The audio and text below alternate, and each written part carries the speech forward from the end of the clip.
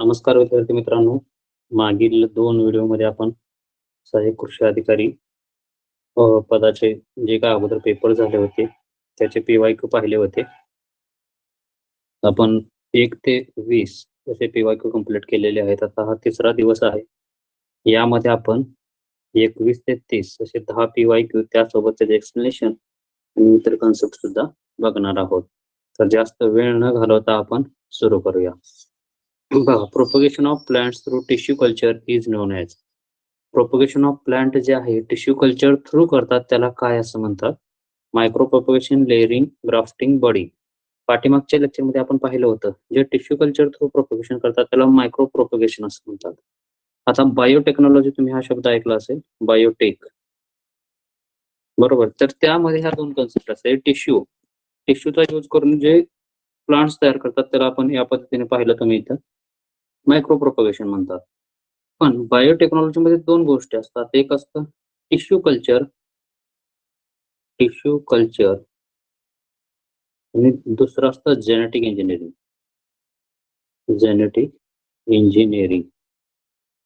तर ह्या 2 गोष्टी असतात, लक्षात ठेवा. एक आहे बायोटेकमध्ये टिश्यू कल्चर, दुसरं आहे जेनेटिक इंजिनिअरिंग. तर या 2 पद्धतीनं बायोटेक्नॉलॉजी चालत असतात. आता लेअरिंग बघायचं आपल्याला. लेअरिंग पाठीमागच्या लेक्चरमध्ये आपण थोडंसं पाहिलं होतं. जे लेअरिंग आहे हे कोणत्या पिकामध्ये करतात किंवा क्रॉपमध्ये करतात हे आपल्याला बघायचं आहे. त्या अगोदर हे तुम्हाला माहित पाहिजे, टिश्यू कल्चर हे कंट्रोल्ड कंडिशन मध्ये करतात. कंट्रोल्ड कंडिशन, त्याला आपण असेप्टिक कंडिशन सुद्धा म्हणतो. हे शब्द महत्वाचे आहेत. असेप्टिक कंडिशन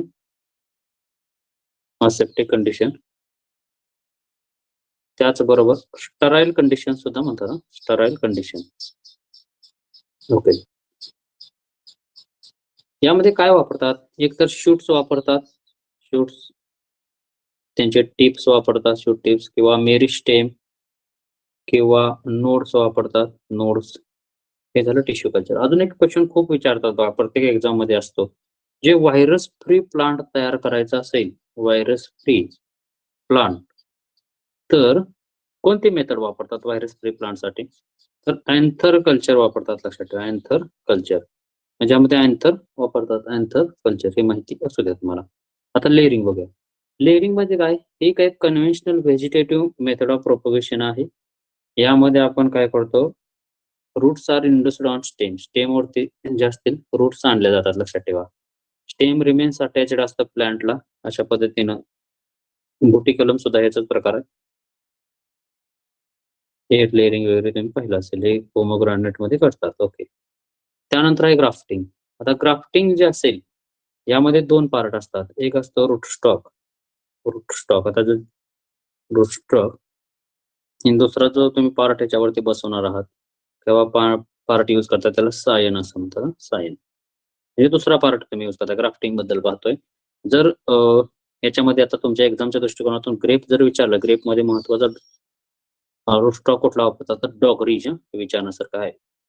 डॉगरीज का वापरतात? तर हा साल्ट टॉलरंट आहे. साल्ट टॉलरंट माहिती असू द्या. ओके. हे झालं ग्राफ्टिंग. म्हणजे याच्यामध्ये joining of scion with root stock, म्हणजे सायन हा रूट स्टॉकला जोडला जातो आणि एक प्लांट तयार केलं जातं, म्हणजे झाड तयार केलं जातं. त्याला आपण काय म्हणतो? ग्राफ्टिंग असं म्हणतो. त्यानंतर आहे बडिंग. आता बडिंग मध्ये काय करतो आपण? एक स्पेशलाइज्ड टाइप ऑफ ग्राफ्टिंग आहे. लक्षात ठेवा. पुढे जाऊन तर सिंगल बर्ड काय केला जातो? इन्सर्टेड केला जातो. सिंगल बर्ड बघा, इन्सर्ट केला जातो. इन्सर्ट कशावरती? रूट स्टॉक वरती. जो समजा हा रूट स्टॉक आहे तर सिंगल बर्ड तिथे इन्सर्ट केला जातो. आलं लक्षात? तर हे महत्वाचं होतं.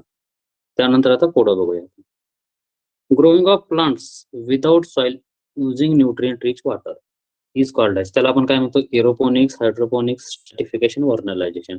आता स्ट्रॅटिफिकेशन, व्हर्नलायझेशन आपण बघितले, तर याला आपण हायड्रोपोनिक्स म्हणतो. वॉटर मध्ये विदाउट सॉइल आपण काय करतो?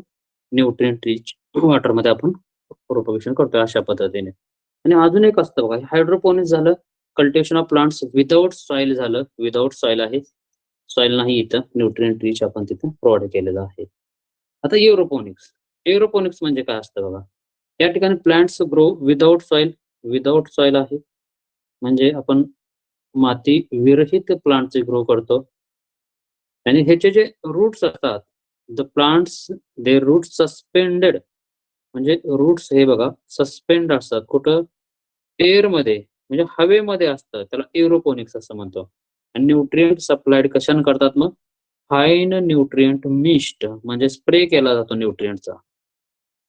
समजलं, त्याला आपण काय म्हणतो, एरोपोनिक्स असं म्हणतो. एरोपोनिक्स काय म्हणतंय, growing of plants without soil, roots are suspended in air and fine nutrient mist spread केला जातो, तिथे स्प्रे केला जातो.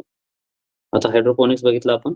त्यानंतर आता स्ट्रॅटिफिकेशन बघा, सीड ट्रीटमेंट होती, पाठीमागच्या लेक्चरला पण सांगितलं होतं तुम्हाला. सीड ट्रीटमेंट करतो आपण इथं कंट्रोल्ड टेम्परेचर आणि मॉइश्चरचे लक्षात ठेवा. जे सीड डॉर्मन्सी आहे ते ब्रेक करण्यासाठी आपण सीड ट्रीटमेंट करत असतो. आणि वर्नलायझेशन म्हणजे जे लो टेम्परेचर ट्रीटमेंट असेल, लो टेम्परेचर ट्रीटमेंट ही जनरली आपण करत असतो का, फ्लॉवरिंग इंड्यूस करण्यासाठी. आता हे तुम्हाला माहित आहे. पुढे जाऊया आपण.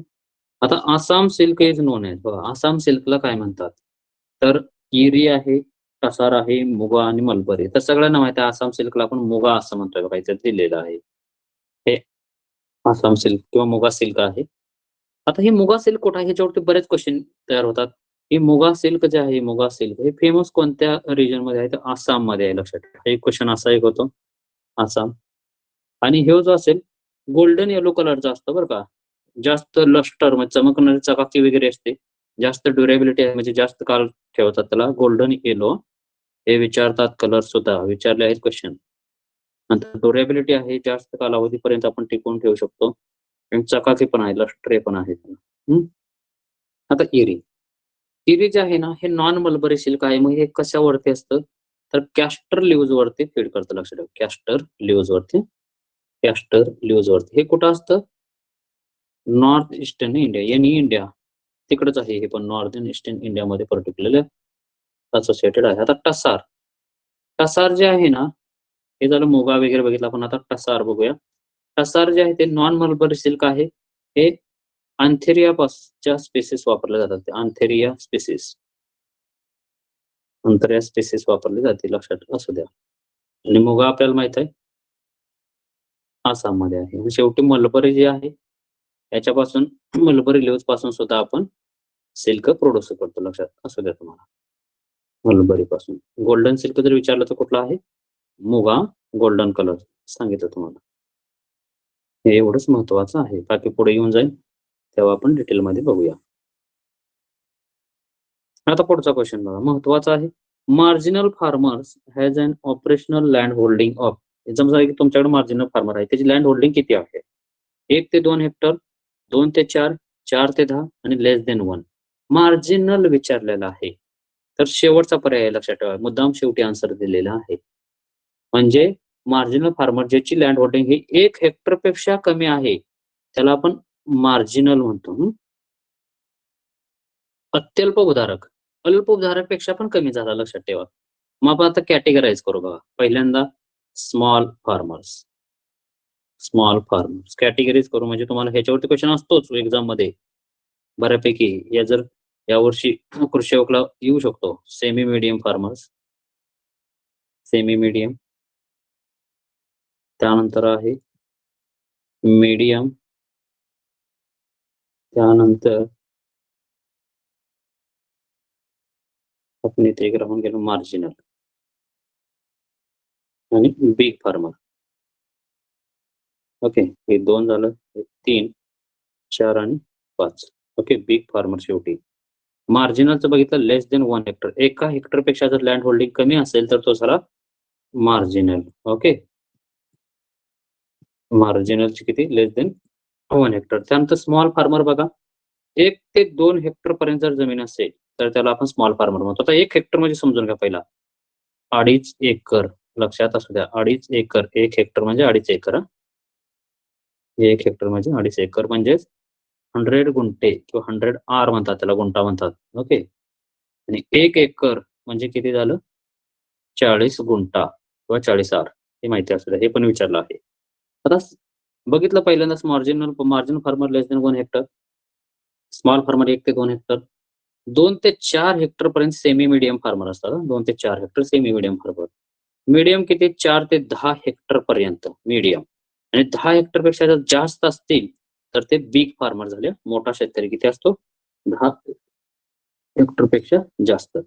मग ह्या अत्यल्प भूधारक झाला मार्जिनल, म्हणजे स्मॉल म्हणजे अल्प भूधारक. ओके, समजलं? परत बघा, मार्जिनल जर विचारला लेस देन 1 हेक्टर, स्मॉल 1 ते 2 हेक्टर, सेमी मीडियम 2 ते 4 हेक्टर, मीडियम 4 ते 10 हेक्टर, आणि बिग फार्मर जो आहे तो अबाव 10 हेक्टर. ही माहिती असू द्या. हा खूप महत्वाचा पार्ट आहे. ह्याच्यावर क्वेश्चन तुम्हाला अपेक्षित आहे. त्यानंतर आता पुढचा जर बघितला, गट क ला पण हा विचारला होता.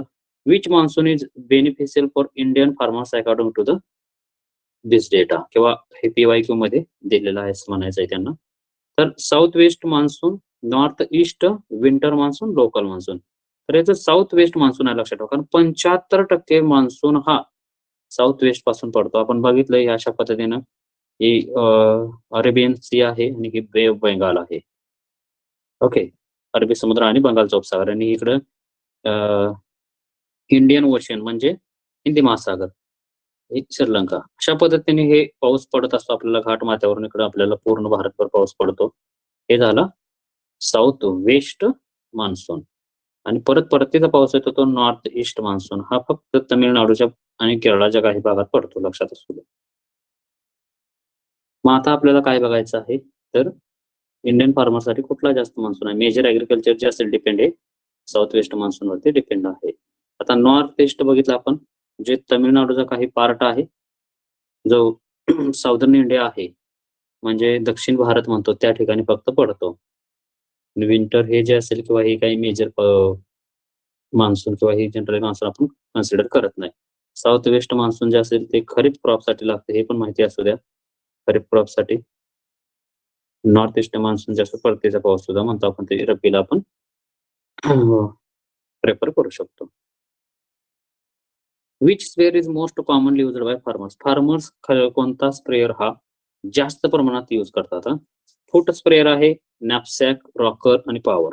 तर बघितलं असेल पाठीवरचा पंप म्हणजे नॅपसॅक स्प्रेअर हा फार्मर्स जास्त प्रमाणात यूज करतात.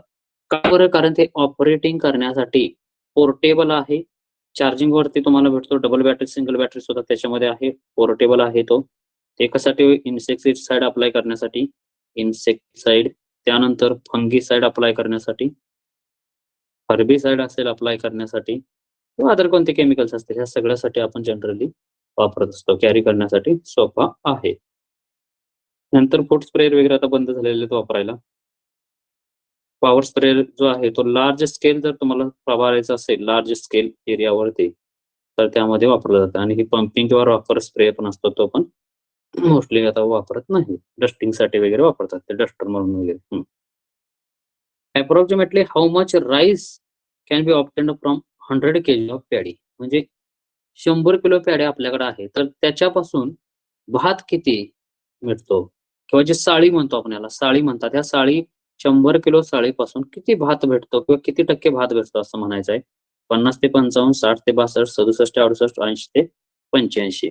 आता एक तुम्ही अशा वेळेस ऑब्झर्व करायचं, जो 2 ऑप्शन जवळ आहेत त्यांच्यामध्ये आन्सर असतात. 80 ते 85 खूपच लांब आहे, 50 ते 55 खूपच छोटा आहे, पण ह्या 2 मध्ये बघा तुम्ही कोणत्या तरी ठिकाणी थोडी लिंकिंग आहे, म्हणजे तुम्ही इलिमिनेट करताना आन्सर आहे सी. म्हणजे जर पाहिलं तुम्ही, हे सगळेच जवळपास 60 ते 70च्या दरम्यान आहेत, म्हणजे जवळ आहेत कम्पेअर टू बाकीच्या ऑप्शन मध्ये. मग आता हे जे मिलिंग रिकव्हरी म्हणतो आपल्याला, मिलिंग रिकव्हरी, जसं ग्राउंडनट मध्ये आपण मागच्या लेक्चरमध्ये बघितलं होतं सेलिंग पर्सेंटेज 70%, तसं मिलिंग रिकव्हरी 67 ते 68% आहे इथं. म्हणजे जनरली 67 ते 68 kg, 67 ते 68 लक्षात ठेवा, केजी ऑफ रॉ राईस आपल्याला 100 kg पॅडीपासून भेटतो. हे कशावरती डिपेंड असते मिलिंग रिकव्हरी? एक तर व्हरायटी, म्हणजे तुम्ही वाण कोणता किंवा व्हरायटी कोणती पेरलेली आहे, ग्रेनची क्वालिटी काय आहे, ग्रेन क्वालिटी, त्यानंतर त्याच्यामध्ये मॉइश्चर कंटेंट किती आहे, मॉइश्चर कंटेंट आहे. नंतर मिलिंग टेक्नॉलॉजी, म्हणजे कोणतं तुम्ही थ्रेशर वापरताय का काय वापरताय, ह्या सगळ्या गोष्टी. आणि शेवटी मिलिंगची एफिशियन्सी किती आहे, मिलिंग एफिशियन्सी, या सगळ्या गोष्टीवरती हे डिपेंडंट असतं. माहिती असू द्या. ओके, हा आता पुढं सेपरेशन ऑफ ग्रेन किंवा chaff using air is called as. Separation of grain असतील किंवा चाफ जे असेल युझिंग एअर म्हणजे हवेच्या माध्यमातून तुम्ही सेपरेट करत असाल तर काय म्हणतात त्याला? Threshing, swimming, ginning, winnowing.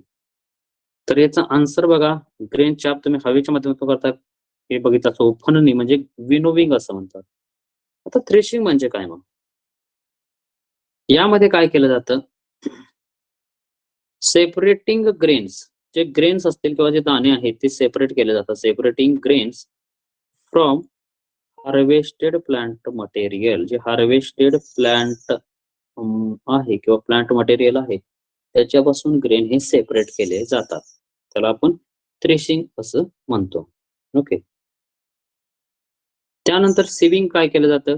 Separation of material असेल बघा, हे पण आहे separation of material. Separation of material based on particle size. जी साईज जी आहे त्याच्यावरती बेसिसवरती सिवच्या मदतीने म्हणजे चाळणीच्या मदतीने सिविंग केलं जातं. आणि गिनिंग म्हणजे काय आहे? गिनिंग बघितलं पाठीमागच्या लक्षाला आपण separation of cotton fibre from seed किंवा लिंट किंवा कॉटनचे जे फायबर असेल सेपरेट केलं जातं. सेपरेट. ओके. कोणापासून? कॉटन सीड पासून, सरकीपासून सेपरेट केलं जातं. त्याला आपण काय म्हणतो? गिनिंग असं म्हणतो. बघा आता परत ऐका. इन शॉर्ट, थ्रेशिंगचा उद्देश काय किंवा पर्पज काय आहे? Grain separate from harvested plant. Harvested plant short मध्ये लिहितो. त्यानंतर विनोविंग, ग्रेन फ्रॉम चाप त्यापासून काढतात. गिनिंग म्हणजे cotton fibre from seed. Cotton fibre from seed. Fast लिहितो, तुमचा वेळ महत्वाचा आहे. आणि separation of grains from based on size. Size वरती किंवा पार्टिकल साईज वरती हे सेपरेट केलं जातं. ओके. त्यानंतर पुढं joint napier. Joint napier is a cross between. बघा, जॉईंट नेपियर हा जो क्रॉस आहे हा कशामध्ये आहे? Napier grass into bajra, sorghum into bajra, maize into napier grass, wheat into rye. हे नाहीये, सिकेल सिरियल आहे. ओके, हे वेगळं आहे. याचं इथे काय नाही. मेज नेपियर नाही, सोरगम बाजरा नाही. आन्सर आहे नेपियर ग्रास इंटू बाजरा. ओके. हा हायब्रिड फॉरेज किंवा हायब्रिड आपण त्याला गवत म्हणू शकतो. Napier grass into pearl millet हे याचा क्रॉस आहे, कॉम्बिनेशन आहे. आणि ह्याच्यापासून आपण ट्रिटिकेल काढतो, व्हीट इंटू राय.